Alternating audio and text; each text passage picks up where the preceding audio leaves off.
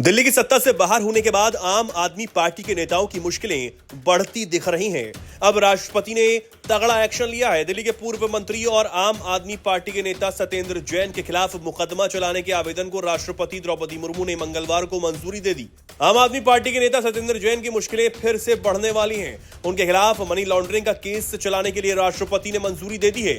गृह मंत्रालय की ओर से जैन के खिलाफ केस चलाने की इजाजत मांगने के लिए फाइल राष्ट्रपति भवन भेज दी गई थी, जिस पर प्रेसिडेंट द्रौपदी मुर्मू ने साइन कर दिए हैं। इससे पहले 30 मई 2022 को ईडी ने जैन को गिरफ्तार कर लिया था। पिछले साल 18 अक्टूबर 2024 को राउस एवेन्यू कोर्ट ने जैन को जमानत दे दी थी। तब से ही वो बेल पर हैं।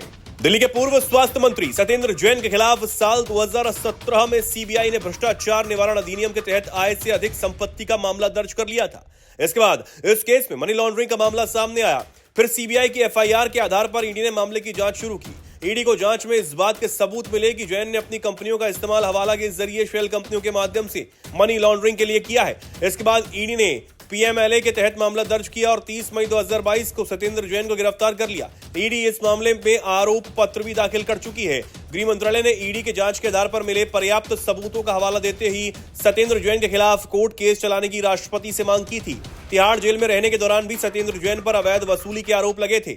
सत्येंद्र जैन के तिहाड़ जेल के कुछ वीडियो भी सोशल मीडिया पर वायरल हुए थे, जिसमें सत्येंद्र जैन पलंग पर आराम से लेटकर दूसरे कैदी से शरीर की मालिश करा रहे थे। वहीं एक अन्य वीडियो में भी सत्येंद्र जैन बाहर से लाया गया खाना खा रहे थे, जबकि एक व्यक्ति उनके पैर दबा रहा था। कई आप नेताओं की बढ़ सकती हैं मुश्किलें। दिल्ली की आबकारी नीति में कथित भ्रष्टाचार के मामले में आपके राष्ट्रीय संयोजक अरविंद केजरीवाल, पूर्व उप मुख्यमंत्री मनीष सिसोदिया, आप सांसद संजय सिंह और अन्य नेता जांच के दायरे में हैं। इन नेताओं को इस मामले में जेल भी जाना पड़ा है। केजरीवाल, सिसोदिया और संजय सिंह सुप्रीम कोर्ट से मिली जमानत के बाद बाहर हैं। भले ही आम आदमी पार्टी इस मामले को फर्जी करार देती रही है, लेकिन दिल्ली में सत्ता परिवर्तन के बाद आप नेताओं के सामने मुश्किल बढ़ गई है। सीबीआई और प्रवर्तन निदेशालय आबकारी नीति मामले में आरोप पत्र दाखिल कर चुका है और तकनीकी कारणों से सुनवाई की प्रक्रिया आगे नहीं बढ़ पाई है। लेकिन दिल्ली में सत्ता परिवर्तन के बाद आप नेताओं के खिलाफ परेशानी बढ़ने वाली है। इस मामले में दिल्ली की भाजपा सरकार सुप्रीम कोर्ट और हाई कोर्ट में दायर मुकदमों की समीक्षा कर रही है और आने वाले समय में ऐसे कई मुकदमों को हटाने के लिए आवेदन दे सकती है। इस फैसले का सीधा असर आम आदमी पार्टी पर पड़ना तय है।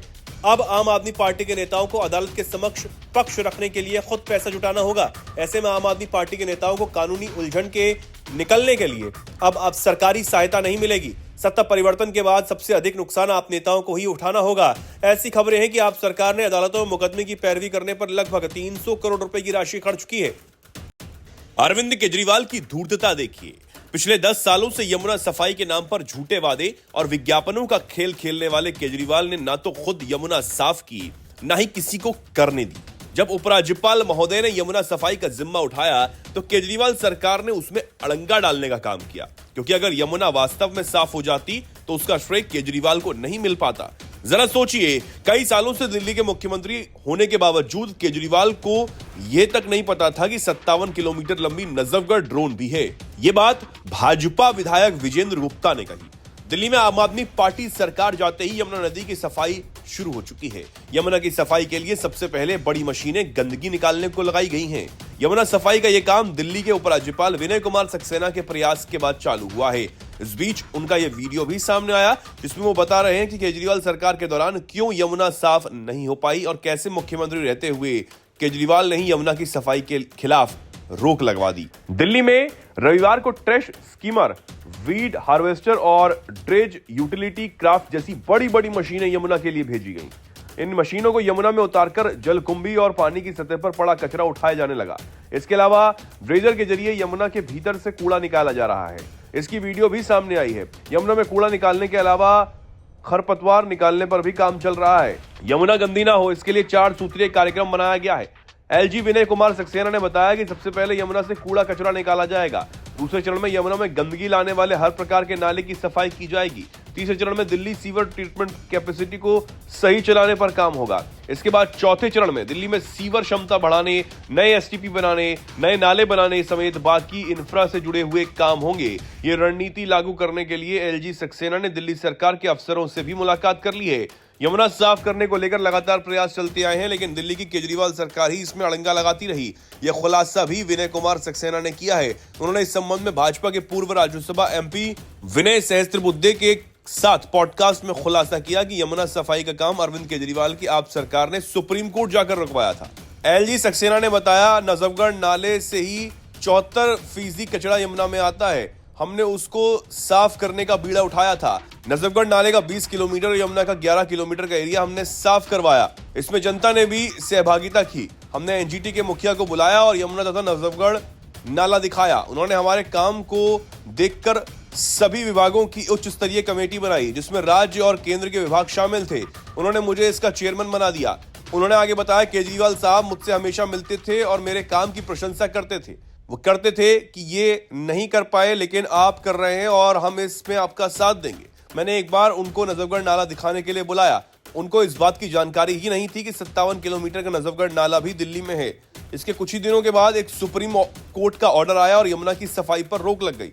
एलजी सक्सेना ने बताया कि इस आदेश के लिए केजरीवाल सरकार सुप्रीम कोर्ट गई थी। उन्होंने बताया कि केजरीवाल यमुना सफाई का क्रेडिट नहीं किसी को ले जाने देना चाहती थी, इसलिए वो सुप्रीम कोर्ट गए। उन्होंने बताया कि तब से ही यमुना में सफाई का काम रुक गया। गुरुसैम पित्रोदा कह रहे हैं कि चीन से भारत को कोई खतरा नहीं और चेले राहुल गांधी जी को ड्रोन की ताकत और टेक्नोलॉजी दिखाने के लिए चीन की प्रतिबंधित कंपनी का ड्रोन ही मिला। इनका इतना चीनी प्यार देखकर पूरी कांग्रेस को डायबिटीज का मरीज बना देगा। लोकसभा में विपक्ष के नेता राहुल गांधी का चीनी प्रेम छुपाए नहीं छुपता। अब उन्होंने एक नया विवाद मोल ले लिया है। सोशल मीडिया पर एक वीडियो पोस्ट किया जिसमें उन्होंने प्रतिबंधित चीनी ड्रोन को उड़ाया। इस वीडियो में राहुल गांधी ने कहा कि भारत को एक मजबूत उत्पादन आधार की आवश्यकता है ताकि ड्रोन जैसी तकनीक का उत्पादन किया जा सके। खोखले शब्दों से कुछ हासिल नहीं होने वाला। दरअसल कांग्रेस नेता राहुल गांधी ने रविवार को एक्स पर एक ट्वीट किया, ड्रोन सिर्फ एक तकनीक नहीं है बल्कि ये एक मजबूत औद्योगिक प्रणाली से उत्पन्न एक बॉटम अप इनोवेशन है। राहुल गांधी ने पीएम मोदी पर निशाना साधा। उन्होंने कहा कि दुर्भाग्य से पीएम मोदी इसे समझने में विफल रहे। जब वो एआई टेलीप्रॉम्प्टर भाषण देते हैं तो हमें प्रतिद्वंदी नई तकनीकों महारत हासिल कर रहे हैं। भारत को खोखले शब्दों की नहीं बल्कि एक मजबूत उत्पादन आधार की जरूरत है। गांधी ने वीडियो में यह भी दावा किया कि भारत ड्रोन के अंदर इस्तेमाल होने वाले किसी भी पुर्जे का निर्माण नहीं करता और न ही हम ऑप्टिक्स को समझते हैं। भारत को नीचा दिखाने के लिए राहुल गांधी का विरोध हो रहा है। ड्रोन फेडरेशन इंडिया के अध्यक्ष स्मित शाह ने उनकी आलोचना कर दी। स्मित शाह ने राहुल गांधी को भारतीय ड्रोन का पूरा आंकड़ा समझा दिया। उन्होंने कहा कि राहुल गांधी ने भारत के ड्रोन उद्योग को नकारते हुए गर्व से प्रतिबंधित चीनी DJI ड्रोन दिखाया है। भारत में 400 से अधिक कंपनियां ड्रोन बनाती हैं और 50 से अधिक कंपनियां ड्रोन के पुर्जे बनाती हैं, जैसे बैटरी, प्रोपेलर, फ्लाइट कंट्रोलर और मोटर। शाह ने एक वीडियो पोस्ट किया और राहुल गांधी के बयान पर सवाल उठाए। उन्होंने पूछा, भारत में प्रतिबंधित होने के बावजूद आपने ड्रोन कैसे प्राप्त किया? क्या आपने ड्रोन उड़ाने के लिए आवश्यक रिमोट पायलट प्रमाण पत्र प्राप्त किया था? क्या आपने MOCA MHA से अनुमति ली थी? इसके अलावा इन्फोसिस के पूर्व CFO मोहनदास पै ने भी राहुल गांधी की आलोचना की और कहा कि उन्हें भारत को बदनाम करने के लिए अपनी झूठी कहानी बंद कर देनी चाहिए। शाह ने कहा कि राहुल गांधी का वीडियो गंभीर चिंता पैदा करता है। DJI ड्रोन भारत में 2022 से ही प्रतिबंधित है। ये ड्रोन कैसे हासिल किया गया? ड्रोन नियम 2021 के मुताबिक सभी ड्रोन को डिजिटल स्काई पर पंजीकृत होना चाहिए। क्या ये था? ड्रोन चलाने के लिए रिमोट पायलट सर्टिफिकेट की जरूरत होती है? क्या उनके पास ये था? उनका निवास और कार्यालय संभवतः रेड जोन में है। प्रधानमंत्री नरेंद्र मोदी की अध्यक्षता में हुई बैठक में नए मुख्य चुनाव आयुक्त पर फैसला हो गया है। अब तक चुनाव आयुक्त के रूप में कार्य कर रहे ज्ञानेश कुमार को मुख्य चुनाव आयुक्त बना दिया गया। उनका कार्यकाल जनवरी 2029 तक है। हरियाणा कैडर के IAS अधिकारी विवेक जोशी को चुनाव आयुक्त बनाया गया है, जिनका कार्यकाल 2031 तक का है। कोई भी चुनाव आयुक्त 65 साल या 6 साल तक चुनाव आयोग में काम कर सकता है। राष्ट्रपति की मंजूरी के बाद इस बाबत अधिसूचना भी जारी हो चुकी है। इस नियुक्ति के लिए बनी 3 सदस्यीय कमेटी की अध्यक्षता पीएम मोदी कर रहे थे, जबकि गृह मंत्री अमित शाह और विपक्ष के नेता राहुल गांधी सदस्य के रूप में मौजूद थे। 2023 में chief election commissioner and other election commissioners act बना। नए कानून के तहत यह पहली नियुक्ति है। पुराने कानून में चीफ जस्टिस भी सदस्य होते थे, लेकिन नए कानून से यह प्रावधान हटा दिया गया। विपक्ष के नेता राहुल गांधी ने इस नियुक्ति का विरोध किया है। राहुल ने कहा कि नए कानून को सुप्रीम कोर्ट में चुनौती दी गई है और जल्द ही उस पर सुनवाई होने वाली है, लिहाजा अभी इंतजार किया जाए। पीएम मोदी और गृह मंत्री अमित शाह राहुल गांधी की बात से सहमत नहीं थे। उन्होंने ज्ञानेश कुमार के नाम पर मुहर लगा दी, जिसे राष्ट्रपति ने तत्काल मंजूरी भी दे दी और अधिसूचना जारी होने के बाद ज्ञानेश कुमार मुख्य चुनाव आयुक्त बन गए। नए कानून के अनुसार मुख्य चुनाव आयुक्त और चुनाव आयुक्तों की नियुक्ति करने वाले पैनल में 3 सदस्य होंगे। पैनल की अध्यक्षता प्रधानमंत्री नरेंद्र मोदी करेंगे, जबकि विपक्ष के नेता और पीएम द्वारा नामित एक मंत्री सदस्य इसके सदस्य होंगे। पीएम मोदी ने इस पैनल बैठक के लिए अमित शाह को नामित किया था। पुराने कानून में भारत के मुख्य न्यायाधीश भी इस पैनल के सदस्य हुआ करते थे, लेकिन सुप्रीम कोर्ट ने सरकार को इस बाबत नया कानून बनाने की छूट दी थी। लिहाजा मोदी सरकार विधेयक लाई और उससे संसद में पारित कराया, जिसमें चीफ जस्टिस को नहीं रखा गया। इस कानून को सुप्रीम कोर्ट में चुनौती दे दी गई। इस पर 19 फरवरी को सुनवाई होनी है।